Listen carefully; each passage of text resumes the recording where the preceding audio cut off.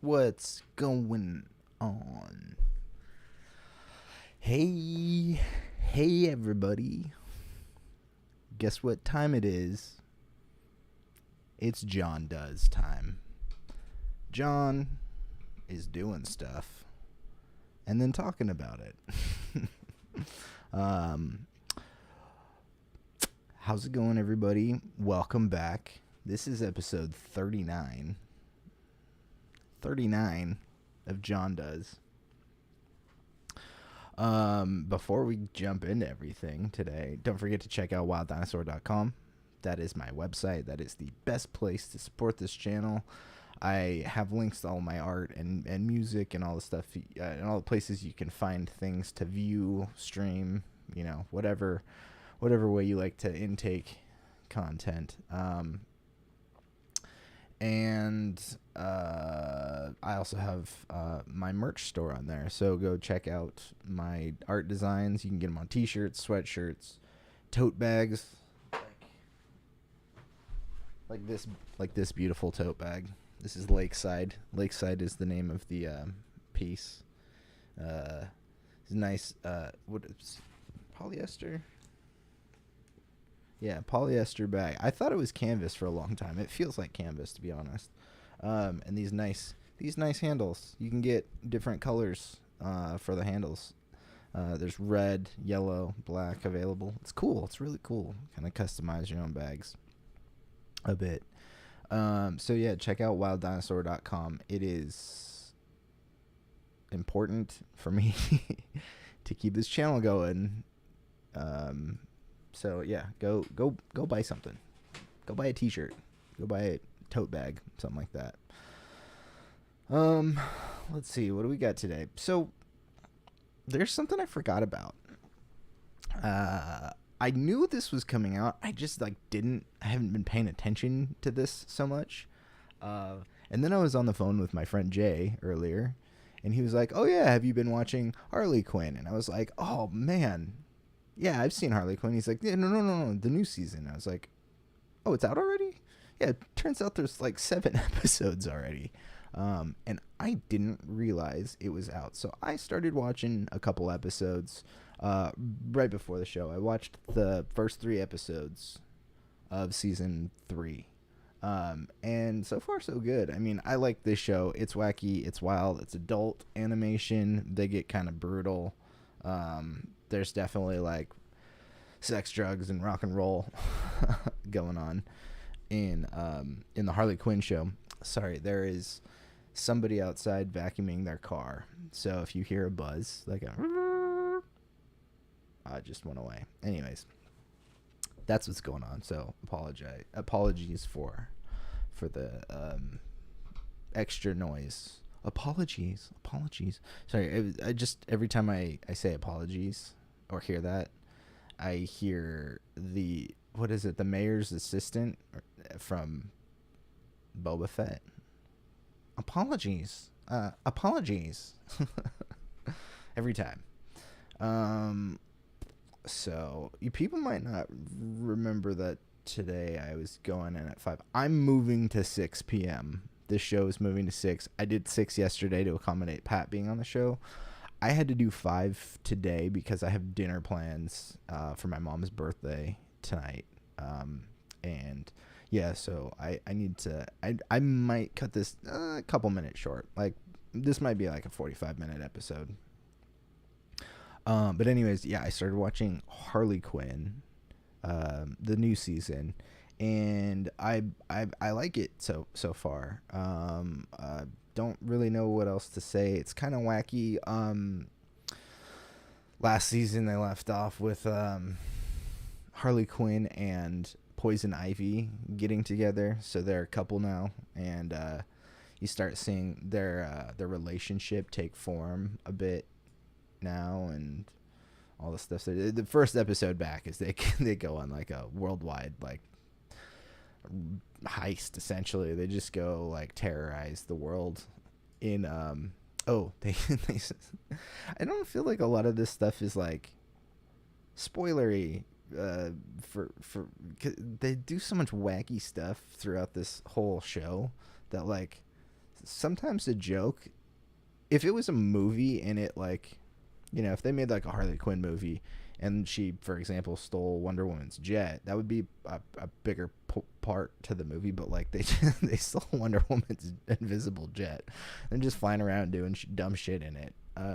So it's a fun show, and Haley Cuoco does the voice of Harley Quinn, and Lake Bell does the voice of Poison Ivy. And yeah, I think one of the things I like about this show is they use like weird takes on things. Like Commissioner Gordon is a big old Batman fanboy, alcoholic. I think it's Christopher Maloney does the voice for him. He's so great.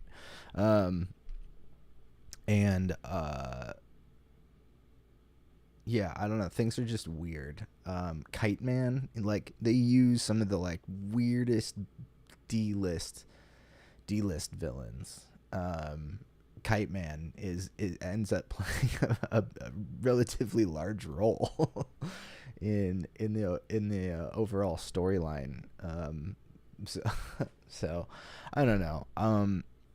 It's one of these shows that's on HBO Max that, I mean, I know I came on here and I was like, Warner Brothers is doing fine. I'm a tiny bit worried about some stuff. I do think they are tarnishing brand by canceling so much stuff. I hope they don't cancel Harley Quinn. As long as the writers feel like they can keep going with the show, I want them to. It's fun. It's wacky. They go to corners of the DC universe that you don't usually see, character wise and otherwise. But yeah, what was it? They do a pretty good job of making fun of themselves, DC, in the Harley Quinn show. I mean, they even, what is it? Just in a passing montage scene, they steal a boat, and it turns out it's Ben Affleck's boat. And then in another episode, there's like a James Gunn joke that's going around. Pretty good. So yeah, if you guys are watching Harley Quinn, let me know what you're thinking about it. If you haven't even heard of it, I'd check it out. If you're more of an adult and you want to see more adult style like superhero content, that's what this show is. It's this. Not to say that this isn't geared towards girls, it is, but it's also geared towards mostly adults, not just like, I don't know, I feel like the Harley Quinn look has definitely taken over.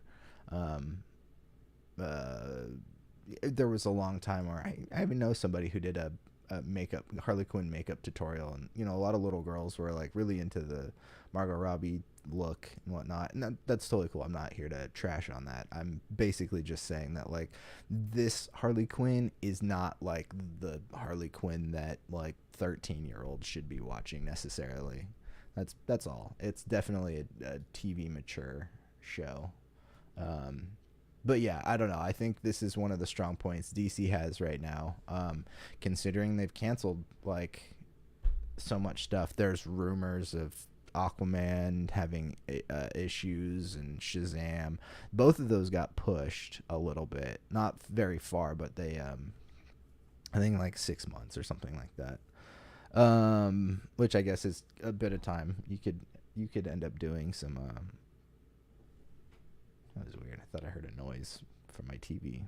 Whatever. I think I mean, look, I don't think Warner Brothers is a company, HBO, all of these, DC, I don't think all of these portions of studios are going to go away, but I think it's interesting the pathways that the new regime is taking, and it's definitely it is starting. I tend to be optimistic about a lot of this stuff, but I do think there is something to be worried about when it comes to like hurting the brand name at all. Their HBO Max is doing okay with the fact that they have Game of Thrones, and some of these other series there, but they're I guess I didn't know this prior to that episode where I was not necessarily like the ship's on fire, but I guess David Zaslav, who runs Warner Brother Discovery, has to cut was it $300 billion in revenue. So that's why you see all of these cancellations happening, and it is definitely a retooling of the business, but they're taking large swings here, and leaving us with the big IP that we want, like Game of Thrones, Batman, all the Matt Reeves stuff that they've talked about, the Penguin series, all of those big ones. They're still popping those out. And I mean, Game of Thrones just started. House of the Dragon just started. So we got at least another 8 to 10 weeks on that of that. So, yeah, I hope Harley Quinn is one of these properties that survives all the cancellations, because I know there was some other stuff. There was like some animated Batman stuff that got canceled. So, yeah, I'm digging Harley Quinn. I hope it doesn't get canceled. But last night, yesterday. No, it was last night. Today, Thursday I always think it's Wednesday because of all the other shows that have been out, but She-Hulk dropped at midnight last night. Passed out, woke up, watched it, passed out again, and then watched it for a second time today. Partly because, like I said before, I was talking to my friend Jay, and he mentioned something that I completely missed. There's so many small Easter eggs in She-Hulk. I'm going to spoil something real quick for She-Hulk episode 2. It's not a very major thing. But she is looking at her computer screen for career choices in the second episode, and I didn't read all of the little blurbs, but I'm going to pop up this full screen here. So, let me move that around. Sorry, I want this full screen so we can see it. So, she's looking at, Swiss Village, but over here on the right side of the screen in the related articles, there's some pretty interesting things here. First of all, this is a big thing that they I mean, it's big, really, but it's such a small thing. Man fights with metal claws in bar brawl. That is probably our first inclination of Wolverine in the Marvel Cinematic Universe. I missed that, and then Jay mentioned it to me. And the other thing that's interesting, too, is right under that it says, why is there a giant statue of a man sticking out of the ocean? Which is a reference to Eternals, how Eternals ended. So that was a little sneaky thing there that they did. And yeah, so we might be getting a Wolverine soonish. I mean, look, they don't have to cast him right away. Just because they mention him doesn't mean he has to be there or right away. I mean, dude is like 100 and something years old, right? So he technically isn't really going anywhere. But yeah, I thought this was really interesting. And then when I was rewatching the show, pulled this up to screen grab it. I'm curious what this other third related article, scientists discover what? There was a second spot, but I think it's funny too. This is like it's like 10 offbeat jobs for a fresh start. It's like a it's like a parody of, oh man, why am I forgetting these like dumb top 10 websites? Yeah, I forget. It's been a while. I really don't spend my time like looking at those kinds of things very much, those websites. But I think it's funny up at the top you got like Find Ant-Man, like a Where's Waldo, an Avengers tab, and the Norse mythology. I thought that was pretty cool. All these little, I mean, it's just cool to see these little tie-ins. And then Iron Man's 3, these shoes are you know, Iron Man's the new Jordan in the MCU. So he's got a line of, apparently the third generation of those shoes. Yeah, I'm not gonna spoil the show too much. It does seem though that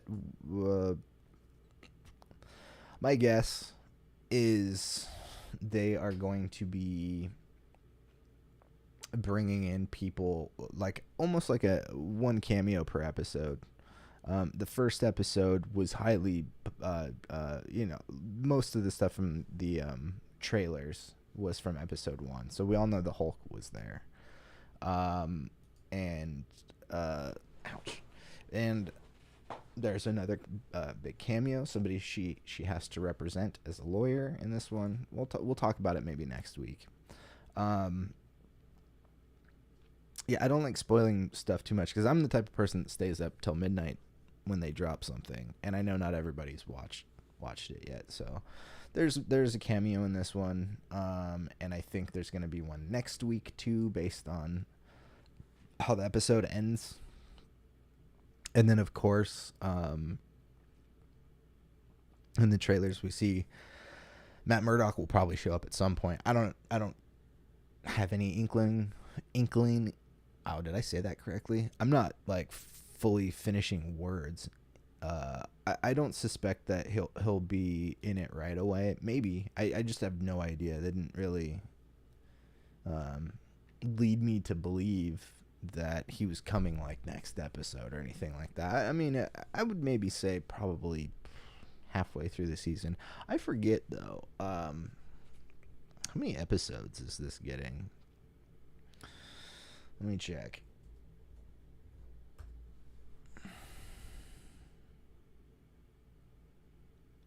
What the hell? Oh, there we go. She-Hulk is getting 9 episodes, according to IMDb. So for the next 9 weeks, we'll have cameos. Excuse me. Ugh. I don't know where that came from. I need more caffeine.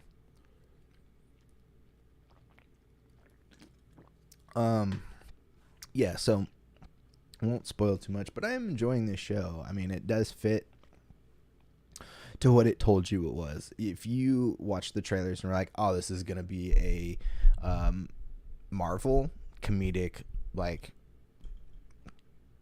I know it's been tossed out as a reference so many times, but like Ally McBeal procedural, 30-minute episodes so far. I think if you go into it thinking, wow, yeah, they're doing, MCU's doing their version of Ally McBeal, and that I'm not even trying to like compare it, because it doesn't really compare. It's just formatting, really, like Ally McBeal is something I think that it shares format with, other than the fact that it's a Marvel property.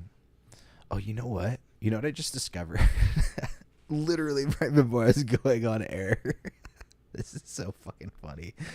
On my main computer that I have over this way, that I'm always looking at. It's where my workhorse. And then down here, I have my laptop. They're both Mac. I didn't realize this, but my mouse went all the way off screen for my big computer, and I looked over, and it was on I was controlling my mouse on my laptop, and that blew my mind. I know you can do this, but I thought you had to like set things up a little bit more, and I have not. I mean, literally just logged into my Apple account when I got this computer, so yeah, I didn't realize that I could switch my mouse between these two screens. That's pretty cool. That's pretty cool. I don't know what I'm gonna do with that yet, but um, so yeah, I'm enjoying She-Hulk. I think it's pretty good. I'm interested to see where it's going. I don't know if there's gonna be a big bad of the series or if it's a like villain of the week type thing. I mean, so far there's not like a villain of the week really. There's just like people. Um, yeah, I think the narrative of the rest of the season is yet to be seen, mostly from my perspective. So I'm just looking for more episodes. You know, I'll watch next week when it drops. So, um, let's see.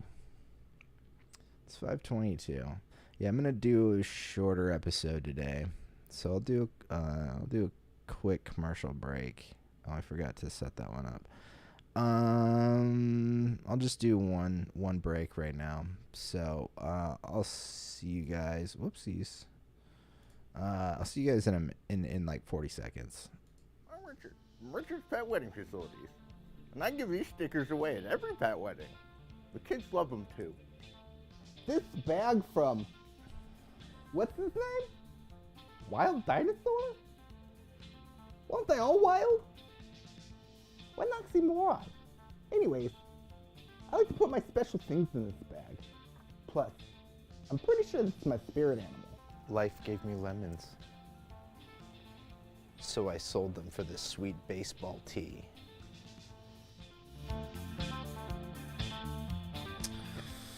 WildDinosaur.com, baby.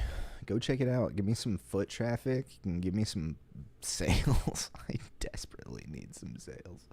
I have more to talk about in this back end than I did in the beginning. I just watched Harley Quinn today.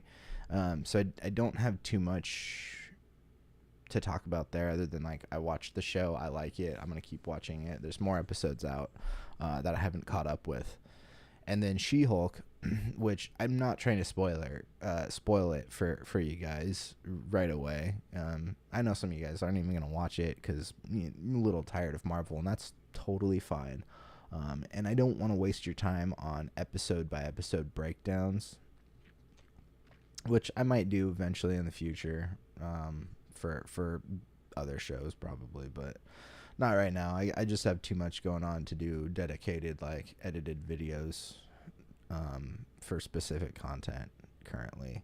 I got to finish up a bunch. I'm leaving tomorrow for DC, which, a reminder, I'm not doing a show tomorrow, and I'm not doing a show on Monday or Tuesday either. But Wednesday I'll be back, and we'll get a show going on Wednesday. And I'm trying to up my game here, guys. I'm really trying to not just mumble about TV shows all the time. I spent maybe an hour or so yesterday with Ryan and Pat trying to get Zoom up and running through Streamlabs, and it's a frustrating and difficult task for some reason. And I don't know if there's anybody out there watching this that knows how to route the audio from Zoom through stream. I don't know. Maybe I'm doing something wrong. It's just been frustrating. But once I do that stuff, I can have more people on. I can have better conversations. I can, just do more. But today, the stuff that I think is the most interesting to talk about currently is, let's see. We'll do this one first. So, Laika Entertainment has a new. If you're not familiar with Laika, they do stop motion animation movies. They did Coraline, and was it Box Trolls? I think Kubo and the Two Strings, which is an awesome movie. I love that movie. I might. You know what? I might go buy that later. And they do really, really great stop motion animation full-length movies. Company's run by Travis Knight, whose dad owns Nike, I'm pretty sure, which is one of the things I like about Laika is they aren't necessarily beholden to the Hollywood system. Like they kind of self-fund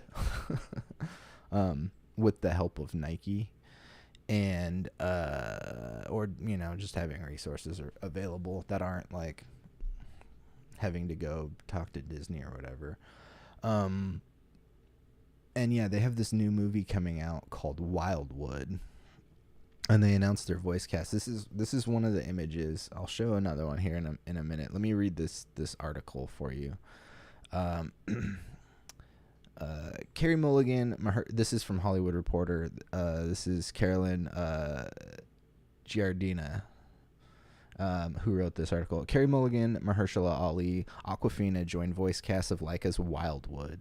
Angela Bassett, Richard E. Grant will also add their voices to the stop motion and CG animated feature. Laika has revealed the voice cast for its next stop motion and CG animated feature, Wildwood. It's led by Oscar nominee Carey Mulligan from A Promising Young Woman, Oscar winner Mahershala Ali from Moonlight, Peyton Elizabeth Lee from Andy Mack, Jacob Tremblay from Room, and Awkwafina from Shang-Chi and the Legend of the Ten Rings. The expansive cast also includes Oscar nominee Angela Bassett, Jake Johnson, Charlie Day. That's awesome. I'm a Charlie Day fan. Amanda Steinberg, Jermaine Clement, that's awesome. Maya Erskine, who's also great. If you have not seen Pen 15, that's a pretty awesome show. Tentu Cardinal, Tom Waits, and Oscar nominee Richard E. Grant. That's a pretty stat cast, honestly. Directed by Laika president and CEO Travis Knight, Laika's Oscar-nominated Kubo and the Two Strings, and sorry. It's weird how they phrased this. Travis Knight is Laika's Oscar-nominated director from Kubo and the Two Strings, and he also directed Bumblebee. I haven't seen Bumblebee, but apparently it's the best of the Transformers movies.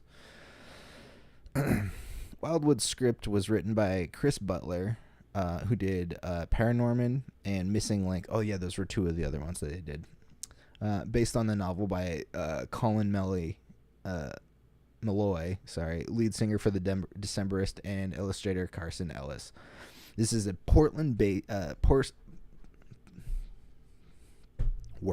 words. The Portland set story follows Prue McKeel, who enters an enchanted wonderland when her baby brother Mac is taken by a murder of crows into the forest depths. Laika's head of production, Ariane Suttner, is producing alongside Travis Knight. So, it kind of sounds like The Labyrinth, honestly. Baby brother taken, and sister has to go on a trek to find them. So this was one of the images that was released with this press release today. That looks like the St. John's Bridge. Is that what it's? I don't remember. I lived in Portland for 2 years, and I don't remember. It's been a long time since I've been there. And yeah, that looks like the St. John's Bridge. I'm gonna look this up because I need to know bridges in Portland. That's not the Seal Bridge. Oh, yeah, it is the St. John's Bridge. Yep, that's the St. John's Bridge, for sure. It's North Portland. There was one I think I never really... no, I did cross it once. It was in an area of town I didn't really go to. Burnside and one of the other ones I used a lot more. Man, I don't remember all the bridges. It's been so long. My Portland memory is shot, other than Voodoo Donuts. So I'm excited about this because I like Laika, and Travis Knight. I don't know him personally, and I don't know much about him, but I kind of wished that I could be him in a sense of like coming from a family with such resources and being able to produce my own films on my time, not in the Hollywood system as much. Excuse me. And yeah, I'm a fan of Travis Knight. I haven't seen Bumblebee though, but so I'm excited for this. Oh yeah, and there was a second image that looked really cool too. I like the art the art style they have going. So there's this other one too that looked really awesome. I'll even move my logo, just because these are such beautiful pictures. Yeah, I was a fan of Coraline, which takes place in Bend or Ashland. It also takes place in Oregon, which is where Nike is at. They're in Oregon. Portland, I believe. I think they started in Portland. Anyways, I'm excited about this. I like stop motion, just as a medium in general. I've tried my hand at some, not to the same degree as that Laika can pull it off, but they're fucking great. I think this cast is stacked. I like Carey Mulligan. She's fantastic. Mahershala Ali obviously is an Academy Award winner. Awkwafina, honestly, I know she comes from like earlier 2000 internet culture, and I don't know much about her humor or her comedy so much. I know the name. I've heard the name for a long time. I remember hearing it after, was it she in Crazy Rich Asians? I don't know. That's another one I haven't seen. I've heard that's fantastic, and they're doing more of those, I think, so I should check that out. I've only seen her, I think, just in Shang-Chi, which I thought she was good in, and it makes me look forward to seeing more of her. You know, she's like one of these solid, like, hate to use the word sidekick, but she's like a really good sidekick to the Shang-Chi world. And I think be interesting to see how her character grows within that world. But I didn't see this second half of the casting. I did see Angela Bassett and Richard E. Grant, which both of them are. Richard E. Grant is freaking rad. Angela Bassett is just a stellar performer. Jake Johnson, who I'm sometimes hit or miss with, but I don't dislike him or anything like that. But I think he can add humor. He was great as Peter B. Parker. I have the Peter B. Parker action figure up on my wall. Any superhero who goes through like depression and gains weight is totally my spirit animal. Charlie Day. I've been a fan of It's Always Sunny in Philadelphia since it came out.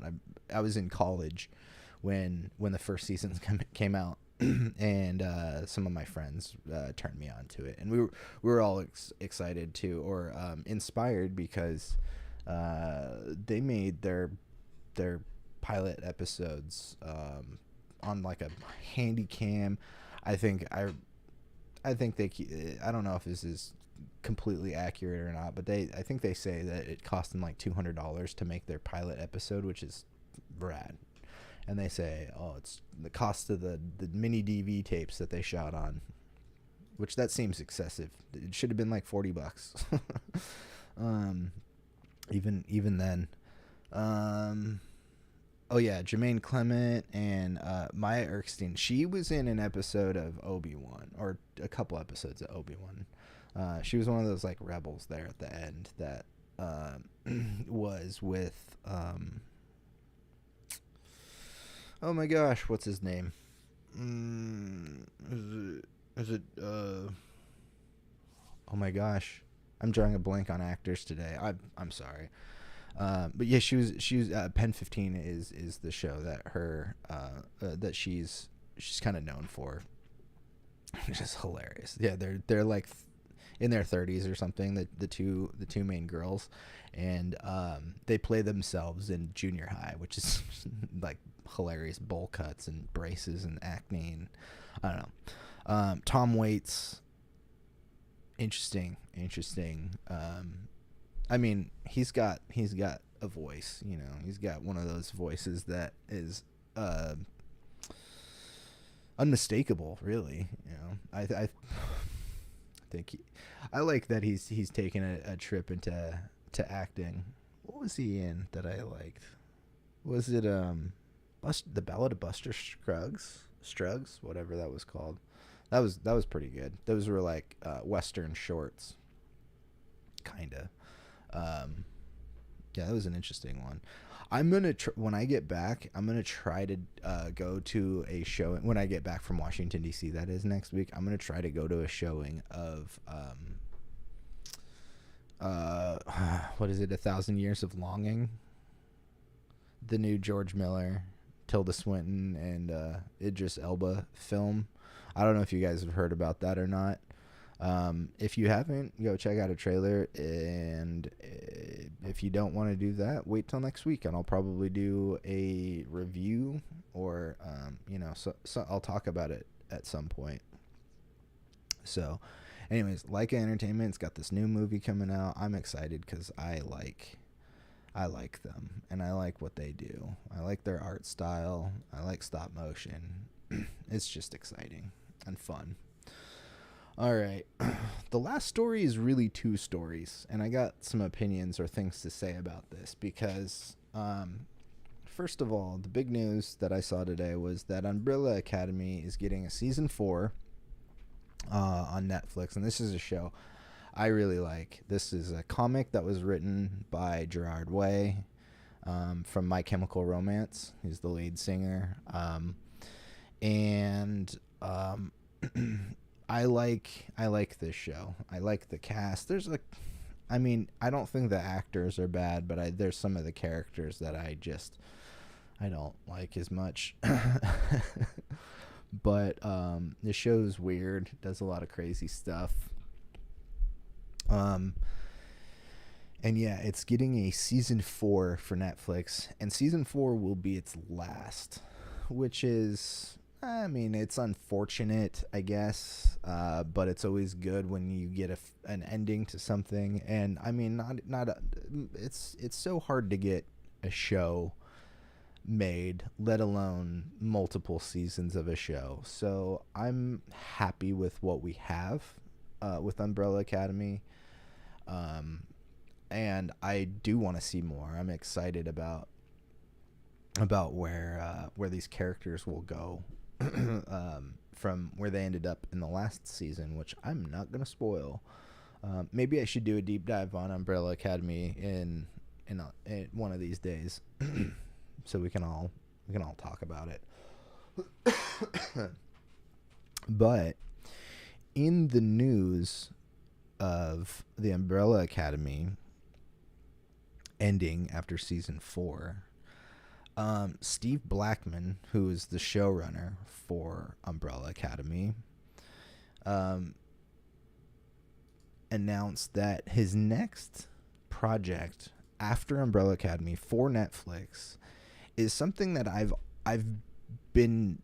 you've heard me talking about for a while. I've been playing the Horizon Forbidden West sequel. I never played the first one, but this is the poster to the game, and I used this one instead of the first one for a reason. I couldn't find a good image of the main character on the posters for the other one. For the first game, Horizon Zero Dawn is what it's called. And so Steve Blackman is going to be doing an adaptation of Horizon Zero Dawn. Let me read this another Hollywood Reporter article.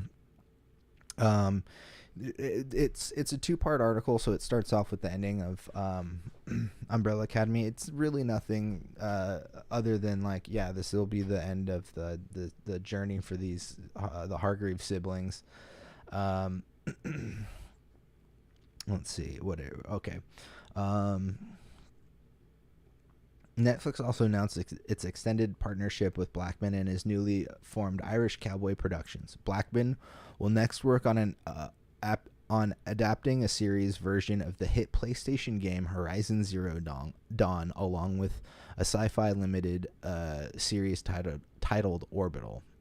Zero Dawn is described as an epic sci-fi adventure series set 1,000 years in the future in a strange and beautiful world full of primitive tribes and high-tech machines, all built on the bones of the old ones, the ruins of our present-day United States. The disaster that destroyed our world is long forgotten, but when these formerly peaceful machines mysteriously turn into dangerous hunters of all life, a young outcast named Aloy discovers that the only chance to save her world is to fight to uncover what happened to ours. Executive producers, including Blackman, Michelle Lavretta, and Abby Morris, and a couple people from PlayStation Productions are all on board. Orbital also, which I don't know much about. Orbital, which is described as a thriller event series set on the International Space Station, is an original concept by writers David and Keith Lynch, who will co-create the series with Steve Blackman and direct an episode. Executive producers include Blackman, Abby Morris, the Lynch brothers, Dan Lin, Nick Reynolds, and Jonathan Eric. Let's see. Last thing says Horizon Zero Dawn and Orbital are elevated event-level projects grounded in characters that fans will love and relate to, which are hallmarks of Irish cowboy productions. Blackman said, "We're thrilled to be working with Netflix and all of our partners on developing these groundbreaking stories." I'm excited. I like Umbrella Academy. I like how it's been adapted for Netflix. I like the show. I like the comic. I still need to finish the comics. I have them. Oh, did I put them? I put them away. Yeah, I still need to finish the last one that I have. This is one of those scenarios where I think the showrunner did well, and I have confidence in them running a property that I'm now really invested in myself. The gameplay is a little frustrating at times for me, but I do like the game. I like the story. I like the world. The graphics on the PlayStation 5 are beautiful. So yeah, I'm excited about this. Now, Aloy, who's the main character of the game, she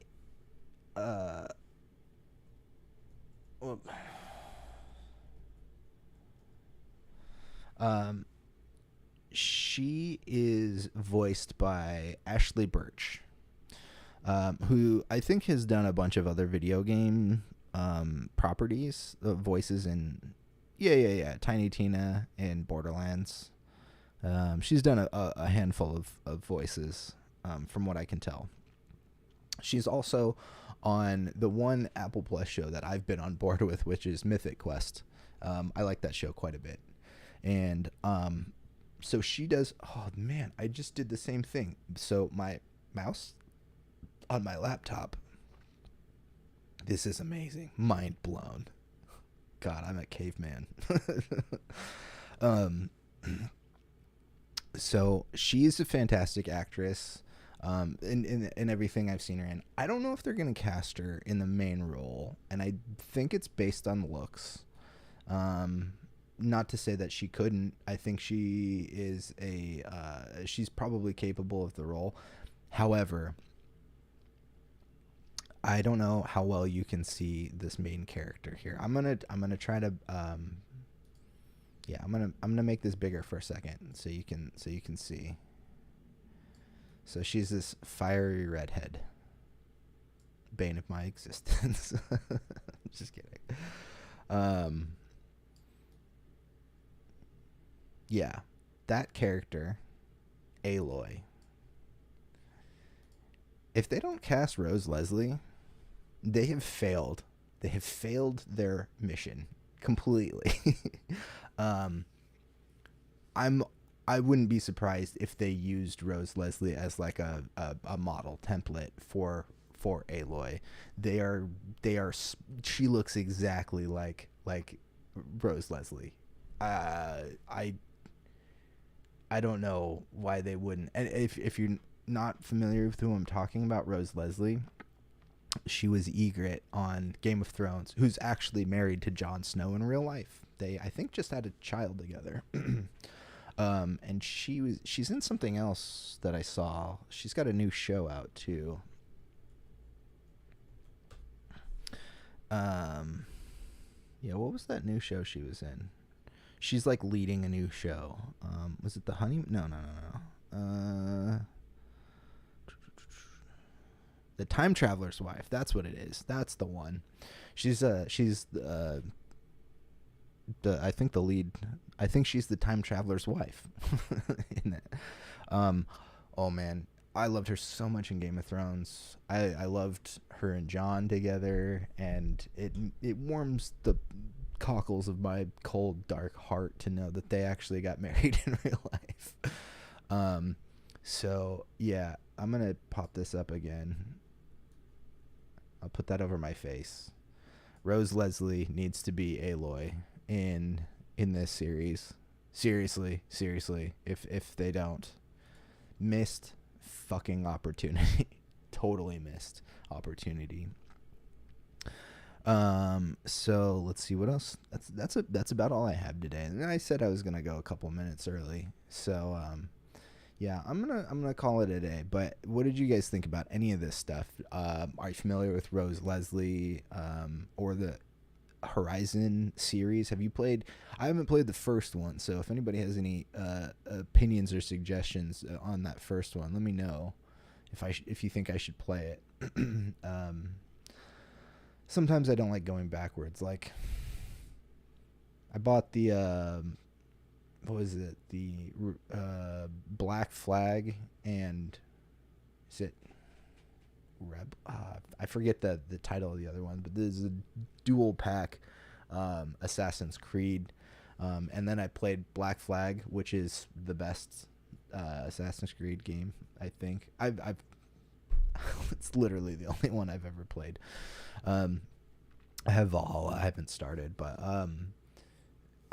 it's hard for me to think like, oh, I should go backwards once you play a game like this. But yeah, I'm a fan of the content of Horizon Forbidden West. I like the story that I have so far, or that I've been given so far for this game. I'm probably close to done with the story, I think. I don't know. I never checked the percentage or whatever, but I mean, I played for a while. I'm at the point where I need to go to the Gemini Cauldron with my crew and do some damage, I guess. So, anyways, yeah, I'm gonna get out of here. I'm gonna go.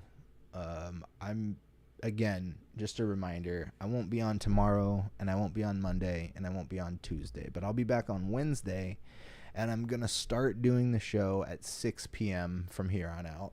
It seems like it's a better time for everybody. So I'll be back on Wednesday, which is August 31st. And wait, is that right? Yeah, August 31st. We'll see we got time between now and then, so I don't know what the show is going to be yet. The reason I'm not doing pre-recorded shows is I really want to not rush to get things out, and I sometimes I'll do pre-recorded shows for like if I'm gone for a day or two. I did it when I was gone last time, but this time around, I want to use my time wisely. I mean, I'm going to be spending time with family when I'm in DC. But I also want to think about what I'm going to do for the show as a whole. You know, there's ideas I have for things, and try to implement them as best as I can. So anyways, don't forget to check out wilddinosaur.com, best place to support this channel, and keep me going. Buy some of my art, even if it's not for the channel. If you like the art, just please help support it. I have put a lot of time into making all of this stuff, and I have so much more that's coming in the future. I have 3 records I'm working on, and one of those records is going to be coming sooner rather than later, probably with a music video, and yeah. So, and when I come back, I'm going to be prepping a shoot for a skit that I wrote. So I have content coming. So please, please, please, please, please go to wilddinosaur.com. Give me some foot traffic. Buy some merch. Support my art. And you know what? Without being a dick about it, let me know what you think of my art. You know, if you have some criticisms, be nice about it. You know, what works, what doesn't work, or suggestions of what kinds of stuff I could make. It's been a while since I've made some Photoshop art like that. I mean, I make thumbnails and stuff for the show, but you know, working on some of the other stuff. And the last thing for today is check out the link in the description. There's a link to go donate to Planned Parenthood because, you know, I'm just going to say it. Fuck what's going on in the United States right now.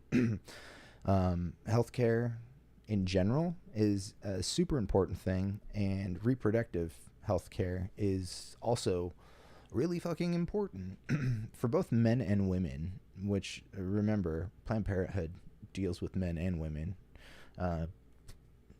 You know, so go support them, go visit them if you need to. You probably need to. You probably need to get your willy checked up on. Or your, you know, whatever. I don't want to start saying weird names. You need condoms? They probably got bowls of them in the lobby. So go support Planned Parenthood because, yeah, it needs it. It really needs it. It's one of those institutions I firmly believe in. So with that, I'm going to say goodbye, and I'll see you guys next Wednesday at 6 p.m. Later.